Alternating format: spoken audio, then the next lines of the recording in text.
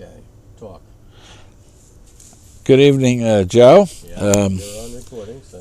I want to thank you for at least being interested in what I witnessed many years ago, prior to or during World War II.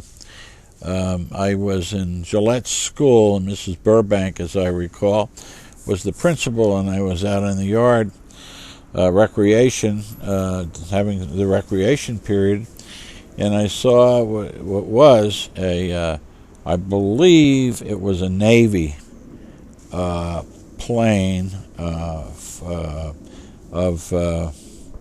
I don't know, Sikorsky or one of the fighting aircraft that we had developed for World War II, and it went screaming over the cupola at about 500 feet in height.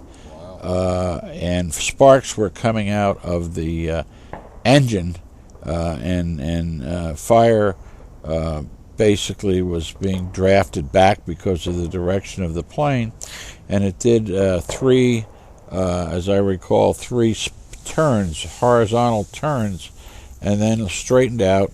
And the next thing I saw was I heard the hit, but we saw this big splash of sparks. And that's what I did see.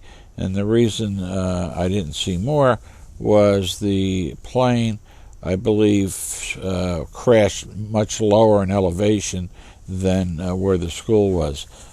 So pretty much that's it. The sound was terrifying, and you knew the plane was totally out of control, and it seemed to be going at a rate of speed. The propellers are like full bore on the engine, and that certainly was the first thing we heard. And then we looked up and saw, as I described.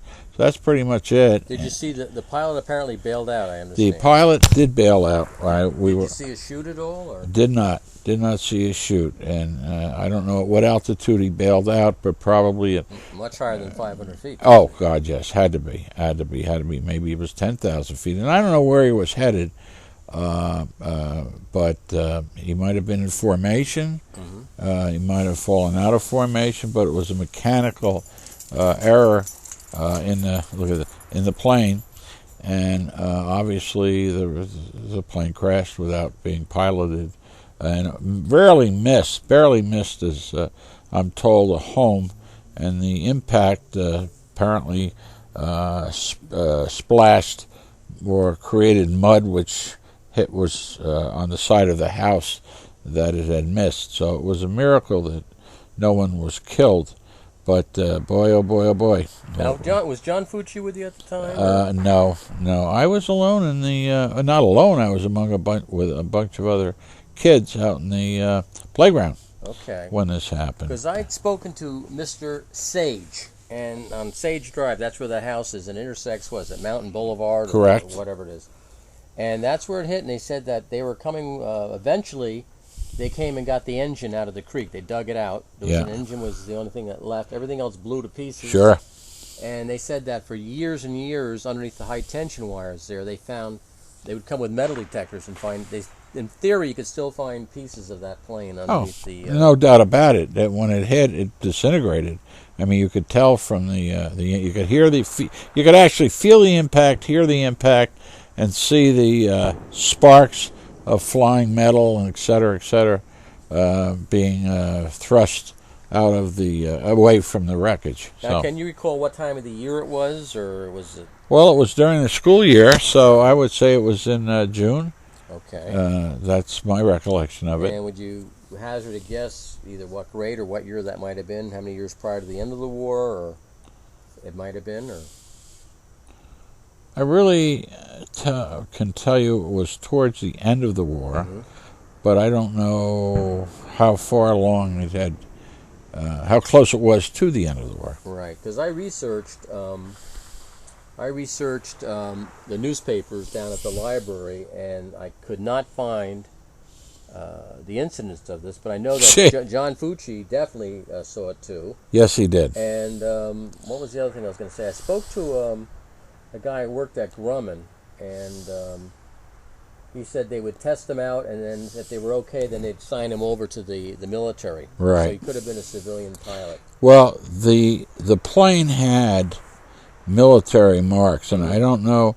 I remember I thought it was Navy, but it could have been Air Force. It had stars on it, and it was blue in color, and it had the double cockpit, that classic cockpit, which would actually, I'm surprised because it should have probably had two passengers, one the pilot, the other co-pilot. So you think it was a two-seater? Yes, it definitely was. Okay, well, that would maybe it was a T6. Well, I don't know, but I do know that the fuselages I'm very familiar with because I got very interested in this type of aircraft, and I have scale models of them all. All right, now you're familiar with George Bush's torpedo bomber. It wasn't that.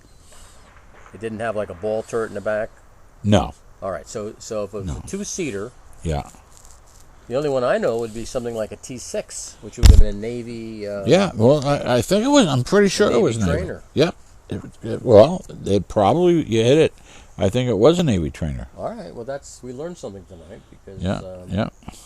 All right, well, I want to thank you, Robert. Well, thank you, Mr. DuPont, for...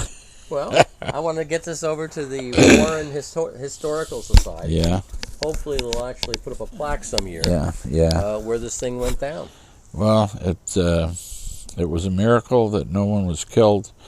When a plane is loose and it's headed towards an unknown area or target, a lot of people could have been absolutely killed. It could have hit the school, actually, and it didn't. So, well, Mr. Sage said that the reason why he knows that it was, I think it was on a Wednesday when this thing happened, because the cleaning lady could have been only came on Wednesday, and that was the day she was there. I Okay. think that's what he said. I'm going to get a recording from him. Then it was Wednesday. If that's that's fact. what he told me a couple of years ago. So. Okay.